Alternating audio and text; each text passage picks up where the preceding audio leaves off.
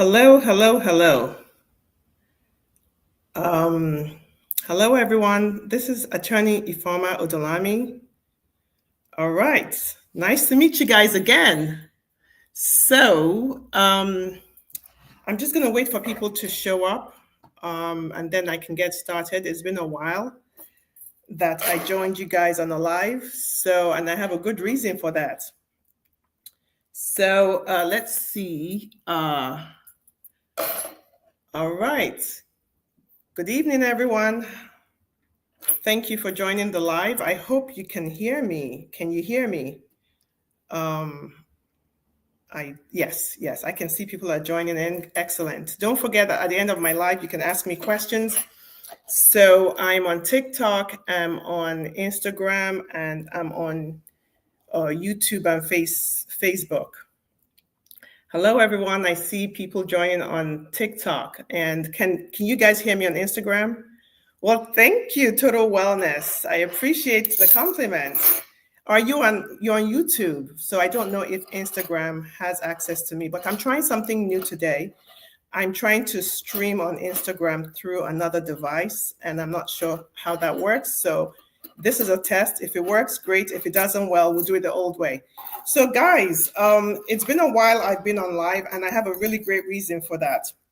We opened an office in Houston.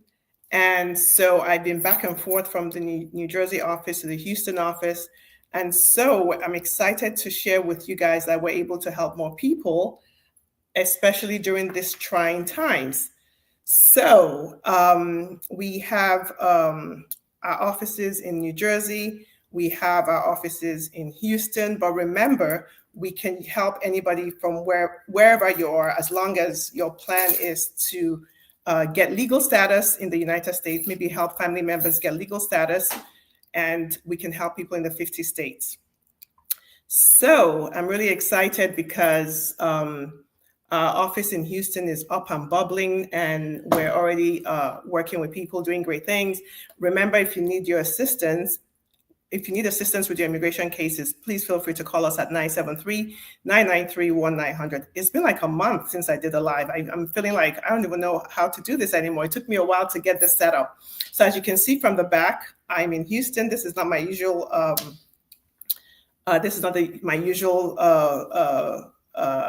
backdrop, but I love this office. Look at the beautiful, beautiful view.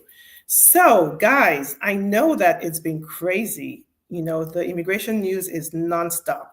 And I've had a lot of consultations with people who are so anxious about what's going on. And I keep telling you guys, the most important thing you need to know, first of all, is the fact that a lot of this is just information that's being put out there to make you afraid, to reach out to get the pathways that are available to you. They're available to you. We're still winning cases, guys. We're still winning cases, lots of cases. But the only thing is now, it's tougher, no question. And that's what I want to talk about today. It's tougher, so I want you guys to know what you need to do to win your green card, because you've lived here in the United States, you're a person of good moral character, you're paying, doing what you need to do. And America is a land of immigrants, okay? Immigrants make America greater. So I want to talk about marriage-based green card, because shockingly enough, I'm having people who are married want to file for their spouses, but they're afraid. They're afraid because they think that if they go for the interview, they're going to be arrested and they're going to be put in deportation proceedings. So let me tell you this. There are some people who will run that risk. If you have a deportation order already and you go to immigration, USCIS, they will call ICE, because USCIS and ICE have this love bond right now that USCIS is doing the work of ICE. So if you have an order of deportation, going for a marriage-based interview is not something you should be doing. You need to talk to a lawyer. Because there may be other pathways for you, right? So even if you have the I-130 approved, that still could put you at risk of being taken away. Now, if you've committed a crime, that's a problem, okay? And now the definition of crime is getting really expansive. It's not just, aggravated felonies or crimes involving moral turpitude. We're hearing that it could actually even be things as simple as maybe DUIs. Now, the law is changing, and it's important for you to talk to a lawyer so that you know what the risks are. A lot of people call me and I tell them this is too risky, right? And some people call me and I tell them, you're not one of the people at risk. Go forward. And we've gotten great, I had a client that got her green card within two months. And she was one of those people that had a really complicated case and didn't want to go forward. And I said to her, go forward. And she did. So I'm going to be looking in this screen and that screen because I have TikTok on another device. So forgive me if I'm not looking at you directly. So today what I want to talk about is people who are married and are looking to file paperwork for their spouses. And so the rules for the game for getting a green card for your spouse has changed because SJIS is no longer that branch of government that is giving out green cards. They're now a branch of government that is also working with ICE. So it's important that you are you're meeting your burden of proof, because the burden of proof is yours to show that it's a legitimate marriage, that you didn't marry this person just for the purpose of getting a green card. Getting a green card could be part of it, but it has to be a bigger picture. You have to have married this person because you want to build a life with them, right? And then, of course, you're happy because this person who you love is going to help you get a green card, okay? So the issue is what the law requires you to do is to show that at the time you got into the relationship, by the time you got into the marriage, at the time you got married, that you married this person for the right reasons.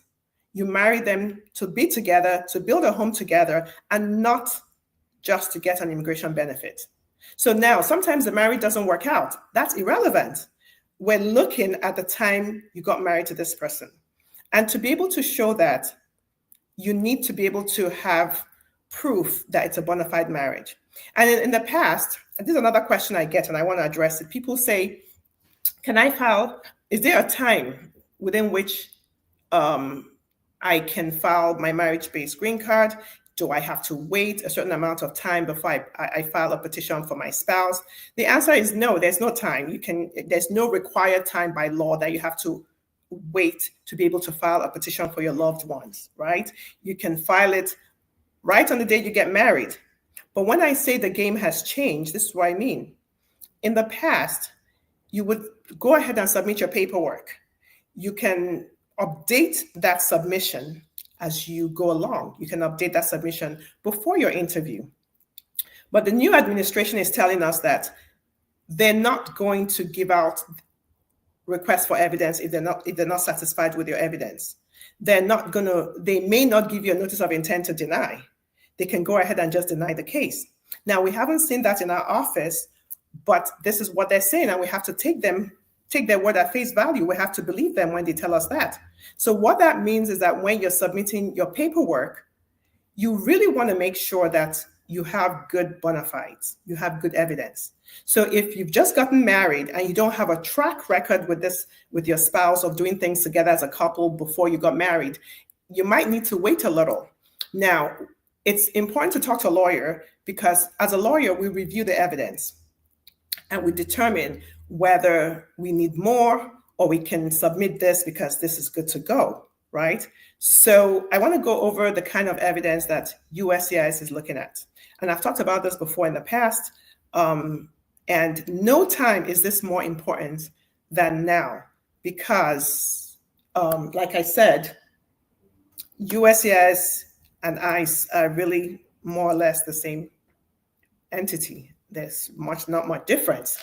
But the thing is, SJIS is the one that gets to determine your case. So you want to make sure that you present a powerful case, because if your case is denied, this administration is saying that they will refer you to removal proceedings, right? So let's talk about the things that they're looking for. SJIS loves financial commingling. They believe that when you have evidence that your financial life is commingled, then that's a good sign that it's a real marriage. And that kind of makes sense. People don't want to share bank accounts with people they don't love and trust, typically. But the reason why I say that's not really fair is that a lot of people don't commingle their monies, even though it's a bona fide marriage, because we all know that money matters, cause biggest reasons for people to get divorced. So some people determine at the beginning of their marriage they're going to keep their finances separate. I'm going to tell you, if you're an immigrant, that's not for you. You want to put your if you're an intended immigrant, you want to put your finances together. USCIS likes that. And what do we mean by commingled finances? Well, we're looking at joint bank accounts. We're looking at filing your taxes together. We're looking at lease documents showing that you live together. Now, joint bank accounts doesn't end with just opening an account. USCIS wants to see that those accounts are being used actively by the couple. So if you have a bank account that doesn't have a lot of money in it, doesn't show that it's being used, that's suspect as far as they're concerned. If you have a bank account that only one person is using, and they can tell because debit cards, or maybe it's coming, a lot of ATM deposits or withdrawals are coming from just one location, right, which they've identified to belong to one person, then it doesn't indicate that it's a joint account. They will look at that as an account that was opened solely for immigration benefits. So you want to have a joint bank account where your bills are being paid, where your direct deposits is coming into, right? Because nothing shows I love my spouse and I trust my spouse more than your paychecks going into the same account. They like to see that you have shared credit cards. They like to see that you have mortgage or lease agreements in both names. Now, a lot of immigrants don't have a credit, score. They don't have social security numbers and may not be able to be on the lease. But what you can do is you can ask your landlord to put your spouse as a person who is allowed to reside there. So they are somebody who's allowed to reside there, even if they're not on the lease.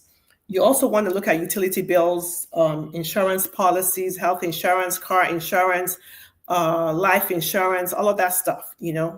That is evidence of financial commingling. So let's talk about household and living arrangements. Now, I talk to people about this all the time because sometimes you get married, but you're living separately, right? And you plan to be together at some point, right? Now, in the past, it's always been the case that USCIS, takes a hard look when you don't live together. They do. And we've won cases where people don't live together, but you have to explain why you don't live together. So in this administration, I'm going to suggest that unless there's a really great reason for not living together, such as one person is in school or something, you might want to wait and live together before you file your application. You might, maybe you don't have to. I mean, if I was your lawyer, I would be able to figure it out and advise you. And the reason is because once USCIS goes down that rabbit hole of suspecting that your marriage is not a real marriage, it just becomes a lot of drama. They may do a fraud investigation. Your case is delayed. You come for an interview. They separate you. Anything you say now becomes suspect. So you really want to give yourself the best shot at getting your marriage green card. If you're not living together, moving together. Because the funny thing is, I'll give you my husband and I, when we got married, we didn't live together for a while because he was working in Connecticut. I was working in New Jersey. And there was a time he was even living in Michigan, right? Ultimately, we wound up in New Jersey. But we didn't even think about it as a problem because, it was just something that we couldn't do at the time. So I'm not telling you that if you don't live together, you're not going to get your green card. I'm just saying that the burden of proof will be higher for you, right? Because separate living arrangements is suspect for USCIS, okay? So let's talk about other things like family, and social recognition. USCIS wants to know that people know you to be a couple. So they want to get proof that you hold yourself out to the public to be a couple. And we're talking about proof such as you guys doing things together with other people, Thanksgiving, Christmas, vacationing with other people, barbecues, whatever. They want to see that you're going on vacation together. They want to see that people are, addressing both of you as a couple, maybe even on social media, So those are the things that are important to them. Now, for those people who really want to file their paperwork right away, if you have a history of your dating life, your dating history, you can submit that as well to show that you guys have been together for a while, doing things together, holding yourselves out in the public together, and your relationship. This is the natural culmination in marriage. The wedding itself is really, really helps, but it doesn't have to be a large wedding, right? But they want to see who came, who are the important people in your life that came. You get married and nobody shows up except two random friends. That might be suspect. Unless you don't have any family member or friends, then hey, so that's that. We also, if you have cards, letters, messages that you've exchanged over time, that's helpful. Now, if you have children together, that's gold evidence. But remember, USCIS has a right to ask for DNA. They do, all right? Now, we always advise that when you submit your paperwork, you really want to make it clear what you're submitting. Like you're submitting pictures. You want to tell them what's happening here, what's happening there. Make it easy for them to get a slice of your life. Because sometimes determining whether a case is a bona fide marriage could be an instinct. You review the documents, you review the evidence, and you're like, I'm not really feeling it. I'm not getting it. So you really want to give them as much as you can to show that your relationship with your loved one is legitimate. So at this point, I'm going to tell you guys, right, this is not the time to play around with notarios and, my cousin's cousin did it for somebody and it worked out. We're in serious times. Just because you're in a bona fide marriage does not, it's not the end of the inquiry. The burden of proof is on you to make sure that you can convey the realness of your marital institution to USCIS. And so for that reason, you guys need to be talking to an experienced lawyer. If you need our assistance, please feel free to call us at 973-993-1900. We have a Houston number as well, but I don't remember it. Doesn't matter, whatever number you call, you'll get to us, all right? So I'm going to take some questions. Let's see, I have questions on total wellness. Yes. I'm so happy for you, congratulations. And then work hard, play hard. All right, that's good advice. Hi, how are you? Blessing, Sweet Tintin says, thank you for updating. You're welcome. Cookie Patterson says, thank you. Valentine says, I want to file for my parents. Valentine, give us a call. We'll help you, 973-993-1900. And Famara says, hello, I have attended my green card interview and I'm still waiting on a decision over 2 weeks now, but on my portal, it says your case is actively being reviewed and nothing is outstanding. That's really it. Sometimes it takes a little more. I mean, sometimes they give you a decision right there. Sometimes you have to wait 2 weeks, a month, several months, several years. So, I mean, if you're waiting several months and several years, especially, that could be an indication that they are, thank you, newbie, I appreciate. It could be an indication that they're reviewing your case more thoroughly, right? So I want you guys not to assume that delay means that your case is going to be denied. The unfortunate truth is that sometimes immigration cases take a while. But I got to tell you, in this administration, our cases are moving fast. So, it's good. All right. So let me see. Let's see. What other? I don't know if is anybody on Instagram, because I'm not even sure if Instagram is showing any of my information. Well, I guess next time I do this, I will go back to the old way, because I don't think I showed up on Instagram.